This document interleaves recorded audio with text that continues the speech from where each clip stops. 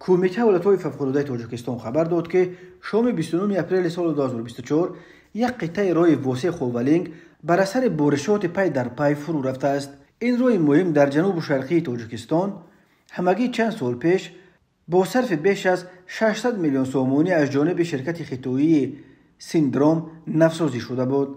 بنا به معلومات بخش ریاست ولایت‌های فوق‌العاده ولایت ختلان، روز 29 اپریل تخمینا ساعت‌های 19:09 دقیقه بر اثر بارش باران‌های پی در پی در نوع خوولینگ در کیلومتر 60 شورای اتومبیلگرد اهمیت جمهوری داشته سمت نوع واسع خوولینگ فروروی راه به درازه 30 متر و پهنایی 3.5 متر به خط گرفته شد.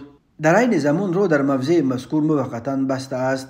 راه 88 کیلومتری واسع خوولینگ همگی چند سال قبل بر پایه 32 میلیون دلار گرانت بانک آسیایی رشد نوسازی شده بود. اجرای این برنامه را به شرکت خطویی سیندروم سپرده بودند. در جریان نوسازی خراجات لایحه خیلی افزایش یافت و ماه اکتبر سال 2016 در پی مراسم گشودن راه نوسازی شده گفته بودند که برای از نو ساختن راه بیش از 600 میلیون سومانی خرج کردند.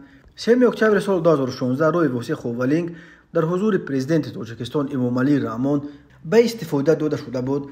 روزهای آخر در تاجیکستان آب و هوای نامساعد حکم فرما بوده، بارشات شدید باعث فرو ریختن سیل در منطقه‌های مختلف شده است. روز 30 اپریل در قسمت زرافشان راه دوشنبه خوجند حتی برف زد، ولی حرکت نقلیه توسط این یگانه راه زمینی بین شمال و مرکز تاجیکستان قطع نشده است. کمیته ولایت‌های فوق‌العاده بر اساس معلومات اگنتی هواشناسی خبر داد که شبانه روز آینده نیز در بعض نواحی کوهی و نزد کوهی نویه‌های تابع جمهوری ولایت ختلان و سوغد و نویه‌های غربی ولایت مختار کوهستان بدخشان خطر آمدن سیل‌ها بالاروی سطح آب وجود دارد.